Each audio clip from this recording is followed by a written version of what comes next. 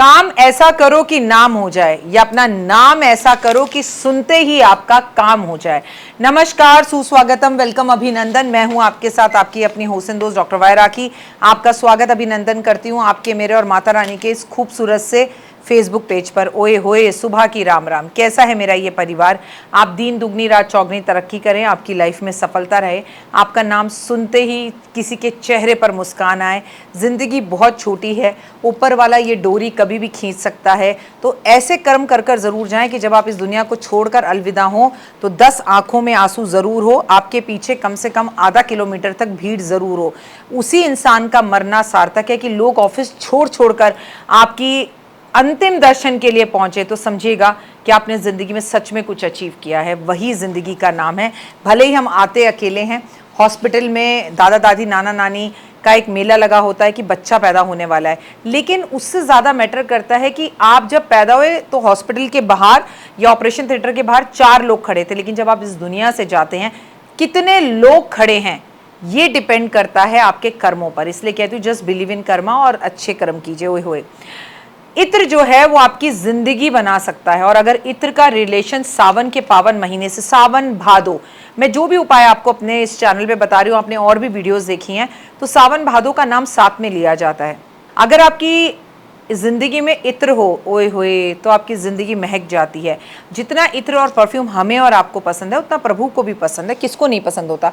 हाँ, कुछ लोग हैं दुनिया में जिन्हें इत्र से या परफ्यूम से एलर्जी होती है। मैं मानती हूँ उनका शुक्र खराब होता है, क्योंकि खुशबू तो दूर से भी खुल जाए और कोई आपके बगल से भी गुजर जाए, उसने परफ्यूम लगा रखा हो, तो आपका व्यक्तित्व महक जाता है। अगर लव मैरिज में आ रही हैं अड़चने, तो आपको सफ़ेद कपड़े पहनने चाहिए और देव स्थल पर, मतलब भगवान के मंदिर में, गुलाब या चमेली का इत्र लगातार 41 डेज तक सावन में अर्पण करना चाहिए। अर्पण तो सावन तो 30 दिन का, लेकिन मैंने कहा ना सावन भादो, तो पूरे सावन में या सावन भादो में अगर आप ये इत्र का दान करते हैं तो इसके 100% आपको रिजल्ट मिलते हैं। अक्सर आपका पर्स खाली रहता है, आप भूरे रंग का पर्स 4 नोटों को चंदन का इत्र लगाकर उन नोटों को कभी ना खर्चें और अपने पर्स में रखें, तो आप देखेंगे कि वैभव लक्ष्मी की कृपा आप पर बहुत बनने लगी है। अगर आपका पर्स हमेशा खाली रहता है या आपके लैपटॉप से ही आप काम करते हैं, आप शेयर मार्केट करते हैं, तो एक दालचीनी ले लें, उस दालचीनी को पूरी तरह से इत्र से भर दें और उसके बाद उस दालचीनी को अपने लैपटॉप बैग में या पर्स में कहीं पर रख दें।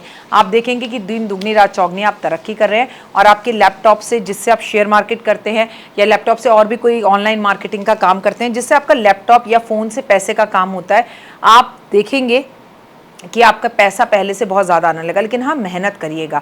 आप ये सोचे मैं सोता रहूं और मैं अपने परफ्यूम छिड़क दूं, बस मेरे परफ्यूम छिड़कने से पैसा आ जाएगा, तो दोस्त ऐसा कभी नहीं होता। ये काम, ये उपाय, उनके लिए मेहनत भी करिए और ज्योतिष के इन उपायों को साथ लेकर भी चलिए, और मेहनत करते करते आप ज़िंदगी में इतना आगे बढ़ जाएंगे कि सच में आपको इन उपायों की ज़रूरत नहीं पड़ेगी। ये सब उपाय सिर्फ आपकी गाड़ी चलाने के लिए और शुरुआत करने के लिए है। ऑफिस में खुद की एक अलग पहचान बनाना अगर मुश्किल हो रहा हो, ऑफिस की पॉलिटिक्स में अगर आप फंस रहे हों, तो आपको और लोगों के ऊपर अपनी छाप छोड़नी हो, तो ऑफिस जाते वक्त रात की रानी या मोगरा का इत्र इस्तेमाल कर कर ऑफिस जाना शुरू करें, और कुछ ना करें तो अपनी हाथ की हथेली पर ये इत्र लगाना शुरू करें। आपकी ज़िंदगी में ज़बरदस्त बदलाव आएगा।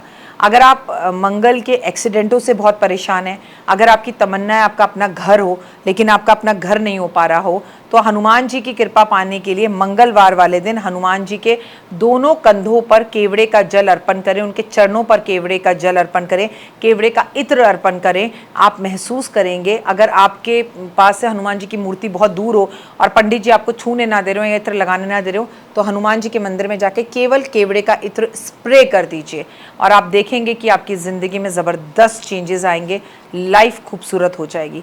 यदि कुंडली में शुक्र ग्रह आपका कमज़ोर है और इसके प्रभाव की वजह से आपका शादी नहीं हो पा रही है, आपको धन का लाभ नहीं हो रहा, तो शुक्रवार के शुक्रवार माँ लक्ष्मी को गुलाब का इत्र लगाना शुरू कर दीजिए। It is more than enough.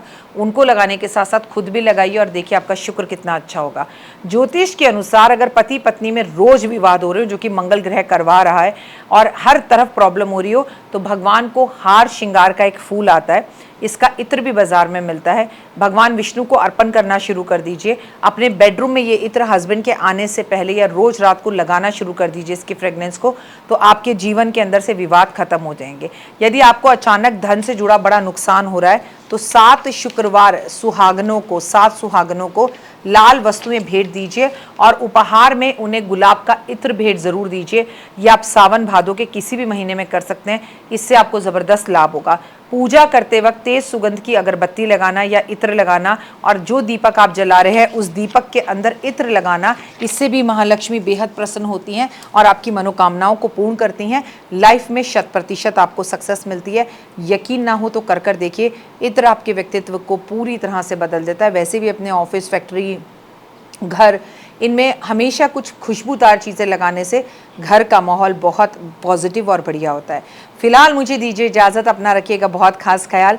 आप बहुत खुश हैं, आप बहुत संपन्न हैं, ईश्वर की असीम कृपा आप पर है, तो भी आप इत्र का प्रयोग ज़रूर करें और औरों को भी इत्र जो है लगाने की सलाह दें। अपने घर में इत्र का प्रयोग करें, नहाने के पानी में इत्र का प्रयोग करें, अपनी फैक्ट्री और दुकान में इत्र का प्रयोग करें और अपने जीवन में परिवर्तन देखें। फिलहाल दीजिए इजाज़त, नमस्कार, जय माता दी।